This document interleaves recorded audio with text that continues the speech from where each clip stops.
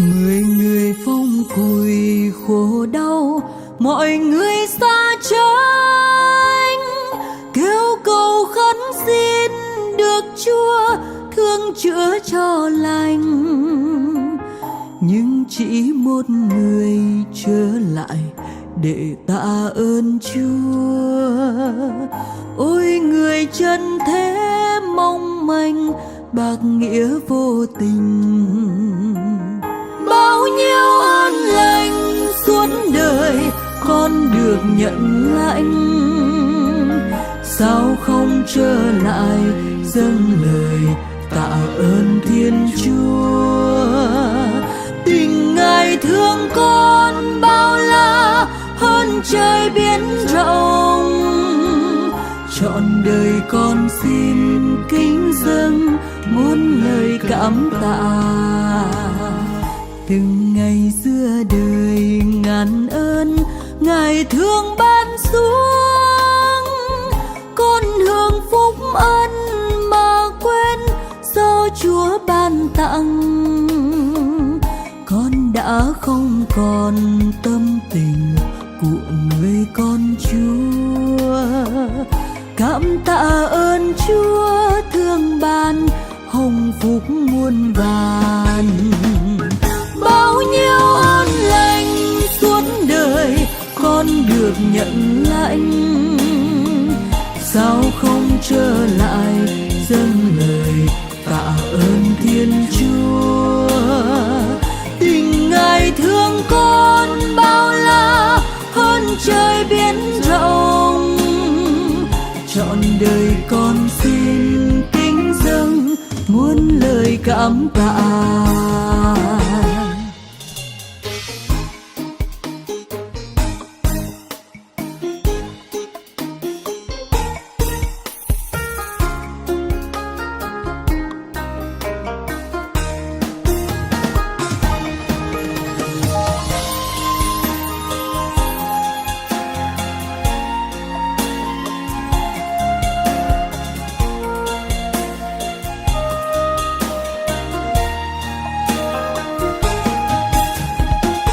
Miệt mài đi tìm của ăn và lo thức uống, như là chính con tự lo do bởi con người.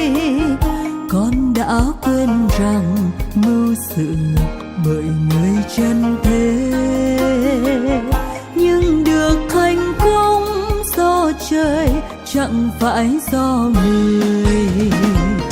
Mọi sự trong đời tưởng như tình cờ mà đến, nên lòng chỉ con buồn vui như kẻ vô thần. Tất cả chỉ là vô thường ở trong trời đất, nên hồn con mãi quay cuồng chìm giữa vô vọng. Bao nhiêu ơn lành suốt đời con được nhận lãnh, sao không trở lại dâng lời tạ ơn Thiên Chúa.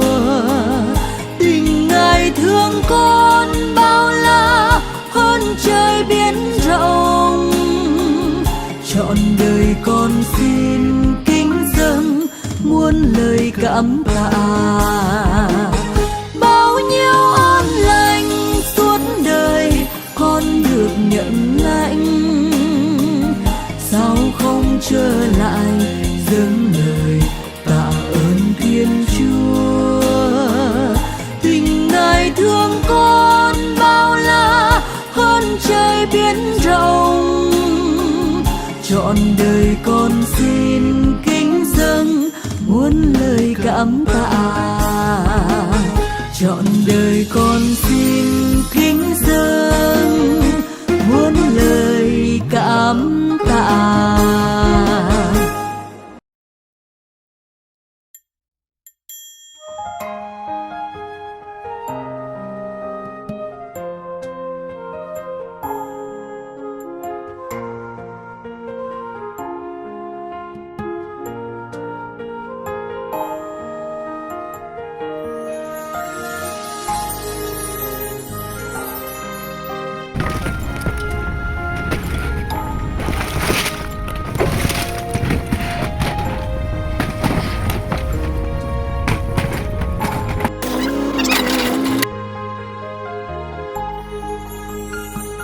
người người phong cùi khổ đau, mọi người xa trái kêu cầu khấn xin được Chúa thương chữa cho lành.